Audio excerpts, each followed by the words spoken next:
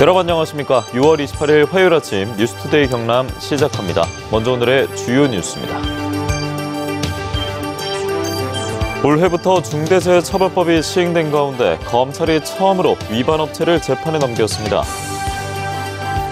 경남에서도 폭염 속에 집단 식중독 사고가 잇따르는 가운데 전국 횟집을 대상으로 장염이 걸렸다고 속인 뒤 치료비를 뜯어낸 30대가 경찰에 붙잡혔습니다. 단독 취재했습니다. 대우조선 하청노조가 임금 인상을 요구하며 파업에 들어간 지 20여일이 지났습니다. 이번 파업의 쟁점과 전망을 취재했습니다. 박안수 도정인수팀이 도정 과제를 발표했습니다. 후보 시절 공약한 투자 유치와 일자리 창출에 초점을 맞췄는데 부울경 메가시티에 대해서는 뚜렷한 입장을 내놓지 못했습니다. 올해부터 중대재해처벌법이 시행된 가운데 처음으로 검찰이 위반 업체를 재판에 넘겼습니다. 노동자 의견 청취 등 안전보건 관리 체계를 갖췄는지가 혐의 적용의 기준이 됐습니다. 부정석 기자입니다. 지난 2월 경남 창원의 에어컨 부품업체인 두성산업과 김해의 자동차 부품업체인 대형 R&T에서 노동자 29명이 잇따라 독성 간염 증상을 보였습니다. 현대통도 오고 이제 고역질도 계속 나고 얼굴과 온몸 전체가 노래져가지고 병원에서도 이제 원인 모르게 간질병이라고 나왔고 두 업체 모두 독성 물질인 클로로포름이 포함된 세척제를 사용해온 것으로 확인됐습니다. 검찰은 사건 발생 4개월여 만에 이들 업체의 대표를 각각 불구속 상태로 재판에 넘겼습니다. 특히 두성산업 대표는 작업장 환경 개선을 위한 안전보건관리체계를 제대로 구축하지 않은 점을 들어 중대재해처벌법과 산업안전보건법 위반 혐의를 적용했습니다. 중대재해처벌법이 시행된 뒤 첫 기소 사례입니다. 하지만 대형 R&T의 경우 배기장치를 잘못 관리한 책임을 물어 산업안전보건법 위반 혐의만 적용했습니다. 법 제정 취지에 따라 엄정하게 처리를 했습니다. 안전보건관리체계 구축 의무를 준수한 것으로 확인된 경영책임자의 중대재해처벌법 위반의 점에 대해서는 불기소함으로써 예측 가능한 법 집행이 이루어지도록 이들 업체에 독성 물질이 포함된 세척제를 공급한 유성케미칼 대표는 화학물질관리법 위반 등의 혐의로 구속 기소됐습니다. 하지만 노동계는 검찰이 법 적용을 잘못해 해당 업체 대표들이 중대재해처벌법에 의한 구속을 면했다고 비판했습니다. 사실 이거는 면죄부예요. 명확한 면죄부입니다. 이거는 사실상 법률을 정면으로 위반했어요. 구축에 대해서는 실제로 준수했기 때문에 안 한다는 것은 이행 상태에 대해서는 실제로 점검하지 않았다는 거예요. 민주노총은 조만간 기자회견을 열고 검찰의 이번 처분과 관련해 공식 항의할 계획입니다. MBC 뉴스 부정석입니다. 지난달 김해의 한 냉면집, 이달 들어선 창원의 한 기숙사에서 집단으로 식중독 증상을 호소하는 일이 발생했습니다. 특히 창원 기숙사에서는 당초 알려진 10명보다 더 많은 학생이 식중독 증상이 있었던 것으로 역학조사 결과 확인됐습니다. 이재경 기자입니다. 경상남도가 운영하는 대학생 기숙사인 남명학사 창원관 학생들이 있는 SNS 단체 대화방입니다. 지난 20일 장염이나 식중독 증상이 있으면 알려달라는 글이 올라옵니다. 이달 중순 남명학사 창원관 학생 10명이 식중독 증상을 호소해 창원시가 역학조사에 나섰습니다. 취재진이 확보한 내부 대화방에 따르면 당초 남명학사에서 진행한 조사에서 28명의 학생이 식중독 증상을 호소한 것으로 파악됐습니다. 창원시 역학조사에서도 의심 증상을 보인 학생은 10명보다 더 많은 것으로 확인됐습니다. 잠이 계속 빠져나갔단 말이에요. 전담을 하는 대로 나가가지고 아마 전자 일치를 못한 사람도 있을 것 같아요. 지난달 중순에는 김해의 한 냉면집을 다녀간 손님 34명이 집단 식중독에 걸렸습니다. 이 가운데 60대 남성 1명은 숨졌습니다. 식품의 시급 기준 위반이라 해서 계란을 이제 상온에다가 보관을 하신 게 접안이 됐거든요. 경남에서는 올해 들어 10건의 식중독 의심 신고가 접수됐는데 이달에만 5건이 집중됐습니다. 추정되는 환자 수만 130여 명입니다.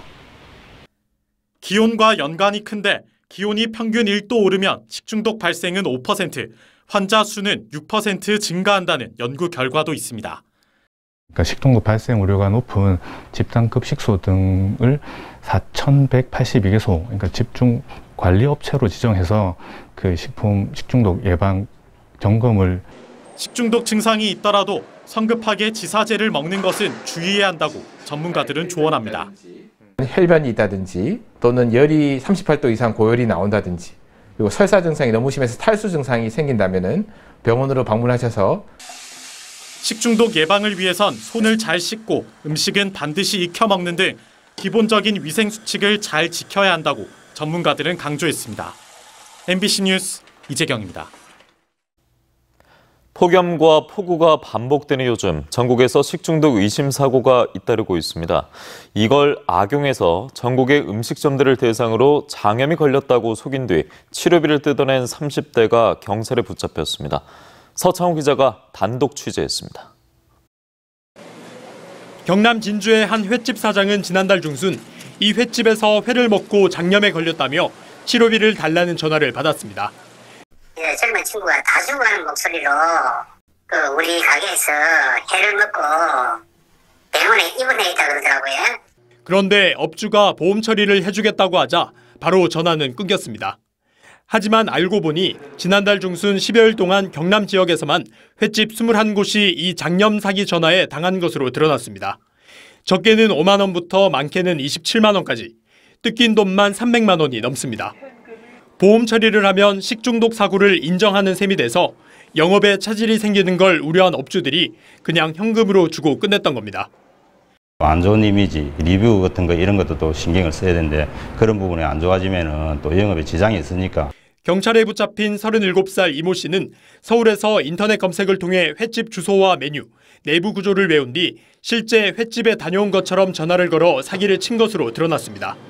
생활비 마련을 위해서 보이스피싱을 모방하여 서울에서 인터넷 검색으로 전화를 걸어 음식을 먹고 장염에 걸렸다. 경찰은 또 이 씨가 부산과 강원 등의 음식점에서도 똑같은 수법으로 범행을 저지른 것으로 보고 수사를 확대하고 있습니다. 경찰은 식중독 피해 전화를 받을 경우 보험으로 처리하거나 영수증 제시를 요구하면 사기 여부를 가려내는 데 도움이 될 것이라고 조언했습니다. MBC 뉴스 서창호입니다. 대우조선 하청노조가 임금 30% 인상을 요구하며 파업에 들어간 지 3주가 넘었습니다. 대우조선 야대에서는 파업 이후 사태 해결은 고사하고 극한 대립을 이어가고 있는데요. 이번 파업의 쟁점과 전망을 서윤식 기자가 취재했습니다. 대우조선 하청 노동자들이 도쿄에서 건조 중인 초대형 원유 운반선을 점거했습니다. 탱크탑 난간에서 고공농성을 이어가고 있고 한 명은 작은 철창을 만들어 스스로를 가두었습니다. 하청 지회는 임금 30% 인상을 요구하고 있습니다. 그동안 하락한 임금의 원상 회복이지 과도한 요구가 아니라고 주장합니다. 2016년도 당시 임금 수준으로 되돌려달라는 얘기입니다. 그만큼 하락되었다는 얘기고요. 떠나간 승용공들을 다시 현장으로 돌아오게 하기 위해서도 임금 인상은 반드시 필요하다고 생각합니다. 반면 협력사 측은 일부 극소수 조합원들이 사실상 불가능한 조건을 내걸었다고 반박합니다. 교섭 형태도 쟁점입니다. 하청 지회는 집단 교섭을 요구하고 있는 반면 협력사 측은 개별 교섭을 고사하고 있습니다. 지난 1년간 개별 교섭으로는 사태 해결이 불가능했다는 주장에 사업장마다 임금과 근로조건이 다르다며 맞서고 있는 겁니다. 이런 가운데 파업 현장은 극한 대립으로 치닫고 있습니다. 노조는 사측이 대체 인력을 투입하고 폭력으로 파업을 무력화시키고 있다는 것. 협력사 측은 노조가 불법 행위로 같은 직원들의 생명까지 위협하고 있다고 주장합니다. 용접 작업 중인 생산 현장에 신호통을 던졌습니다. 자신들의 야욕을 달성하기 위해 선량한 근로자의 생명을 위협하고 중대재해를 일으키려는 대우조선은 사상 초유의 1도크 진수 중단과 공정 지연으로 지난 2주간 고정비 손실만 500억여 원에 이른다고 밝혔습니다. 대우조선이 매출 손실 책임을 끝까지 물을 것이라고 밝힌 가운데 양측은 교섭 방식부터 평행선을 달리면서 사태의 장기화를 예고하고 있습니다. MBC 뉴스 선식입니다. 박완수 도정이 출범을 사흘 앞둔 가운데 도정 인수팀이 도정 과제를 발표했습니다. 박완수 경남도지사 당선자가 후보 시절 공약한 투자 유치와 일자리 창출에 초점을 맞췄는데요. 다만 부울경 메가시티에 대해서는 뚜렷한 입장을 내놓지 못했습니다. 김태석 기자입니다. 박완수 도정의 4대 목표 중 가장 초점을 둔 건 튼튼한 경제, 넘치는 일자리입니다. 이를 위해 1단계로 국내외 투자 유치를 전담하는 기관 설립을 추진할 TF와 자문기구를 올해 하반기에 설치하고 2단계로 투자 유치 전담 기관을 설립하겠다고 밝혔습니다. 이를 통해 정부가 추진하는 기회발전 특구를 유치해 기업의 맞춤형 세금 감면과 규제 특례를 지원하겠다는 것인데 후보 시절 공약한 경남투자청 설립에서 다소 후퇴한 것 아니냐는 해석이 나오는 대목입니다. 당선인께서도 표현이 조금 잘못됐다고 그 뒤로는 그 투자청의 표현을 거의 안 쓰신 걸로 알고 있고요. 투자진흥원보다는 차라리 투자공사로 가는 것이 맞다고도 생각을 하고 있습니다. 이 밖에 7대 중점 과제로 항공우주청 조기 설립, 창업 허브 조성, U자형 교통망 구축, 공공의료 확충, 기후변화 대응을 제시했습니다. 김해 씨가 오래전부터 공공의료 시설을 추진했지만 아직 되지 않았습니다. 그래서 공약도 그렇게 하셨고 이번에는 우리가 균형발전 차원에서도 내년 1월 1일 본격 가동해야 할 부울경 특별연합에 대한 계획이 전혀 없는 것에 대한 기자들의 질문에는 서부경남 균형 발전 방안을 담은 용역 결과를 3개월 내에 내겠다고만 답했습니다. 이미 용역이 다 돼 있단 말이죠. 그런데 경남도가 따로 용역을 하겠다는 것은 실질적으로 부울경 메가시티와 관련된 추진, 의지와 관련해서는 조금 부정적인 의견을 가지고 있는 게 아니냐. 또 출자 출연 기관의 조직 운영이 비효율적이라면서 자체 혁신 방안을 제출토록 해 임기를 남겨둔 기관의 장들도 사퇴 압박을 받을 수밖에 없게 됐습니다. MBC 뉴스 김태석입니다.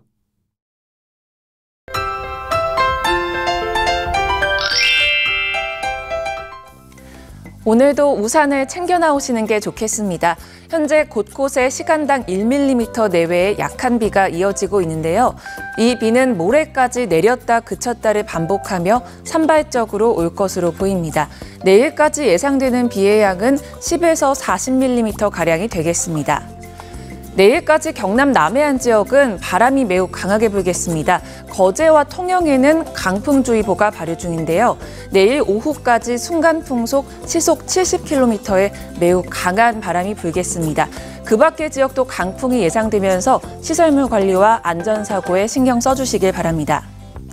레이더 영상 보시면 우리 지역에 흩어져 있는 비구름대를 보실 수 있습니다.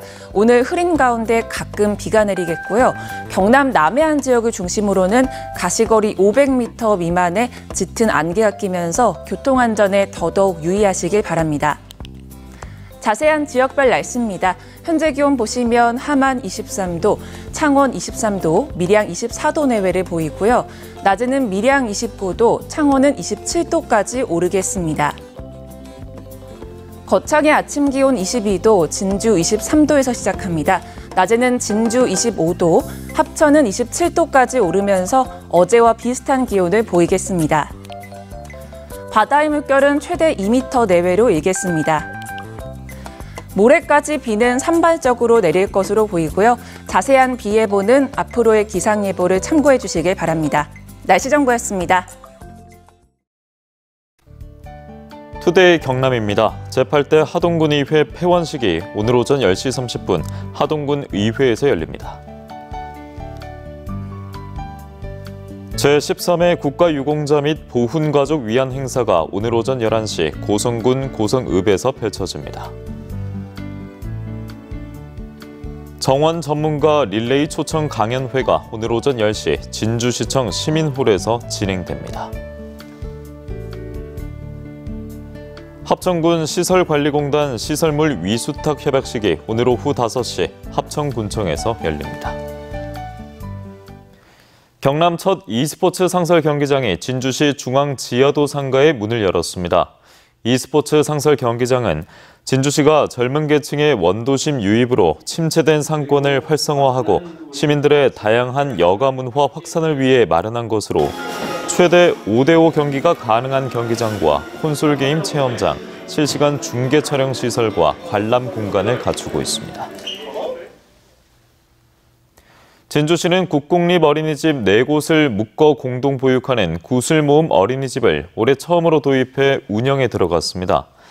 진주시는 구슬모음 어린이집이 프로그램과 공간 공유와 교구 공동구매로 비용 절감은 물론 원도심 공동화로 운영난을 겪고 있는 국공립 어린이집 활성화에도 도움이 될 것으로 기대한다고 밝혔습니다.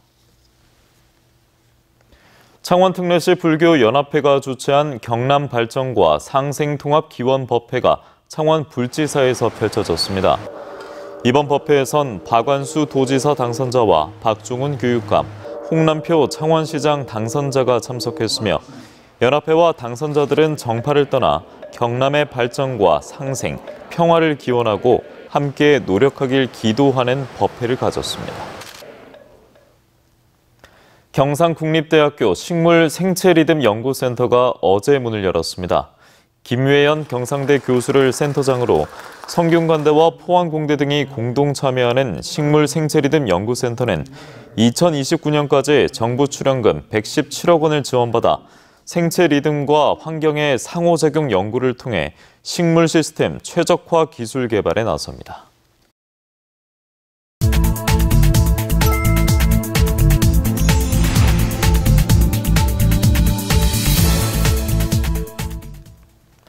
다음 소식입니다. 도내 가스 공급사들이 국제 원자재 가격 급등을 이유로 도시가스 공급 비용 인상 요구에도 경상남도 소비자정책위원회가 지역 물가 상승을 부추길 수 있다는 우려 때문에 도시가스 공급 비용을 동결했다고 밝혔습니다. 도시가스 요금은 요금의 86%인 원료비와 요금의 14%인 공급비로 구성되며 원료비는 매월 산업통상자원부가, 공급비는 매년 각 시도가 결정합니다. 최근 낙뢰 발생이 급증하자 한국전기연구원이 장마철을 맞아 대국민 낙뢰 위험 예방 행동 요령을 발표했습니다. 기상청 자료에 따르면 지난해 우리나라에서 발생한 낙뢰는 12만 4천여 건으로 전년보다 51% 증가했고 대부분 여름철에 집중된 것으로 나타나자 연구원은 야외 활동 시 높고 뾰족한 구조물에서 멀리 떨어지고 운전 중엔 차에서 내리지 말 것을 당부했습니다. 경남보건환경연구원은 다음 달 2일부터 시작되는 도내 26개 해수욕장의 개장을 앞두고 수질과 백사장 모래에 대한 오염도 검사를 실시한 결과 모두 기준치 이하로 적합 판정을 받았다고 밝혔습니다. 수질 검사는 장염과 관련성이 높은 장구균과 대장균 2개 항목이며 백사장의 모래는 납, 카드뮴, 수은 등 중금속 5개 항목이었습니다. 경상남도는 취약계층이 이용하는 소규모 복지시설의 급식 위생과 안전, 영양 관리를 위해 경남에서는 처음으로 다음 달부터 창원에서 사회복지 급식관리 지원센터를 운영한다고 밝혔습니다. 이 센터가 운영되면 전문 영양사가 해당 시설을 방문해 맞춤형 식단을 제공하며 조리사, 요양보호사에게 교육도 하며 위생과 영양관리 지원도 하게 됩니다. 산청군이 화재로 소실된 환화정을 70년 만에 복원해 준공식을 가졌습니다. 환화정은 1395년 산청현감 신림이 건립한 산음현 객사의 후원정자로 소실과 복원을 거듭해왔고 1950년 화재로 사라지기 전까지 전국의 선비들이 찾아와 지은 한시 120여 수가 전시될 정도로 전국적인 명성을 누렸습니다. 남해군이 화물운송 사업자와 계약을 맺고 농기계 임대 배달 서비스를 추진하고 있습니다. 남해군에 주소를 둔 농업인이면 누구나 배달 서비스를 신청할 수 있으며 농가는 4만 원만 부담하면 78개 종 450대의 농기계 가운데 한 대를 최대 3일까지 사용할 수 있습니다.